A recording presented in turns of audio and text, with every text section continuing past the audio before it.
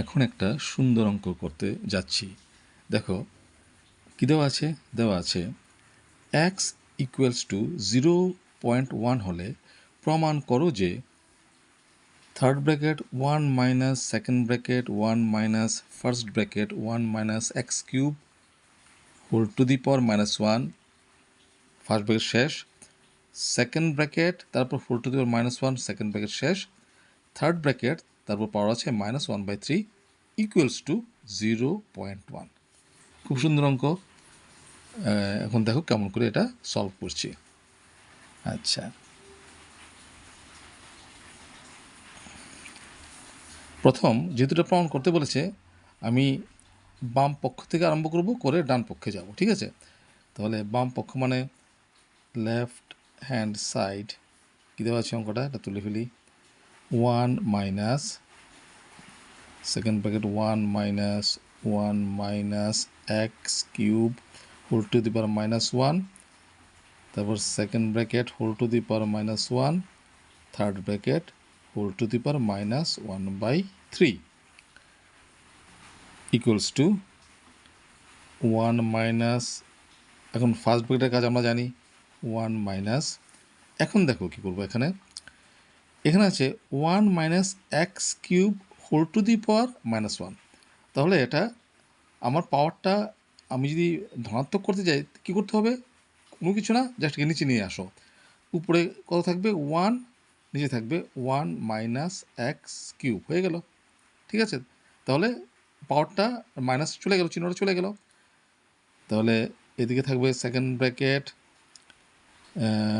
তার পাওয়ার -1, third bracket তার পাওয়ার -1/3, ঠিক আছে? Equals to third bracket 1 minus second bracket দিয়ে রাখলাম। এখন দেখো এখন কি করব, এই আচ্ছা এটাকে তো আমি আরেকটা স্টেপ ভেঙে করছি, যারা বুঝতে একটু অসুবিধা হয় তার জন্য আমি একটু ভেঙে করছি। ফার্স্ট ব্র্যাকেটটা তুলে দেবো, কোনো কাজ নেই। 1 মাইনাস এক্স কিউব, তো সেকেন্ড ব্র্যাকেট দিয়ে power -1 whole to the power -1/3, third ব্র্যাকেটের পাওয়ার, এটা ইকুয়ালস টু 1 মাইনাস, এখন আমি করব কি সেকেন্ড ব্র্যাকেটের ভিতরে যা আছে সেটা কাজ করব। কি করব, লসও করব, কার 1 আর 1 মাইনাস এক্স কিউব কত হবে, 1 মাইনাস এক্স কিউব হয়ে লসাগু, 1 দিয়ে লসাগুকে ভাগ করলে 1 মাইনাস এক্স কিউব, তাকে 1 দিয়ে গুণ করলে 1 মাইনাস এক্স কিউবই হবে, minus minus 1 minus x cube দিয়ে লসাগুকে ভাগ করলে 1 হবে, 1 দিয়ে 1কে গুণ করলে 1 1 1, উপরে পাওয়ার হচ্ছে -1 হোল টু দি পাওয়ার -1/3, হয়ে গেল।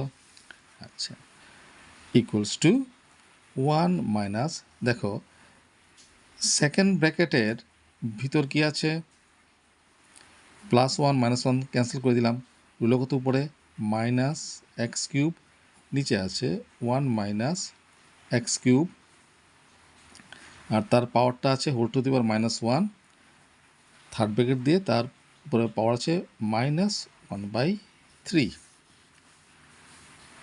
ইকুয়ালস টু 1 মাইনাস, দেখুন কী করব, একটা জিনিস খেয়াল করো, এটার পাওয়ার কত আছে -1, অর্থাৎ -1 পাওয়ারটা মাইনাস এক্স কিউবের উপর আছে, আবার 1 মাইনাস এক্স কিউব তার উপর আছে।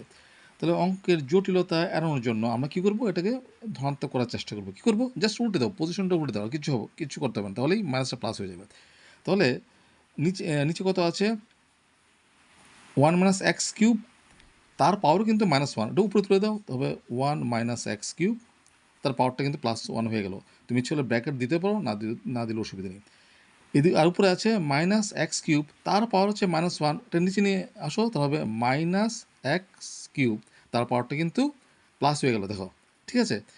যদি বুঝতে অসুবিধা হয় তাহলে আরও ভেঙে করতে হবে, তাহলে আরও স্টেপ যদি বাড়াই তাহলে কিন্তু একটু দীর্ঘ হয়ে যাবে অঙ্কটা, দরকার নেই। তাহলে -1/3 হচ্ছে তার পাওয়ার। তারপর কী করব, 1, এখন দেখো, এখন কিন্তু এটার সেকেন্ড ব্র্যাকেটের পাওয়ার কিন্তু +1, মানে তার মানে 1 থাকা যে কথা না থাকা একই কথা। এখন কী করব, ব্র্যাকেট তুলব, মাইনাস দিয়ে গুণ করবো, মাইনাসে মাইনাসে প্লাস, উপরে রইল 1 মাইনাস এক্স কিউব, নিচে রইল এক্স কিউব, থার্ড ব্র্যাকেট দিয়ে তারপর হচ্ছে -1/3 ইকুয়ালস টু, এখন আবার কী করবো, লসাগু কার, এই দেখো তার নিচে কিছু নেই, মানে 1 আর এক্স কিউব, তার লসাগু হচ্ছে এক্স কিউব, 1 দিয়ে এক্স কিউবকে মানে লসাগুকে ভাগ করলে হবে এক্স কিউব, তার দিয়ে 1কে গুণ করলে হবে x cube, plus x cube দিয়ে এক্স কিউবকে ভাগ করলে ভাগফল 1 দিয়ে উপরটাকে গুণ করলে 1 মাইনাস এক্স কিউব হবে, whole to the power -1/3 equals to, third bracket, নিচে আছে এক্স কিউব, উপর আছে দেখো plus x cube minus x cube cancel, রইল তো 1 হোল টু দি পাওয়ার -1/3। তাহলে দেখো এই -1/3টা কিন্তু একেরও পাওয়ার আবার এক্স কিউবের পাওয়ার, এটা একটু ভেঙে ছোটো করে দিই তাহলে তোমাদের বুঝতে সুবিধা হবে। 1 টু দি পাওয়ার হবে -1/3 বাই এক্স কিউব, তারও পাওয়ার হবে কত, -1/3 হলো।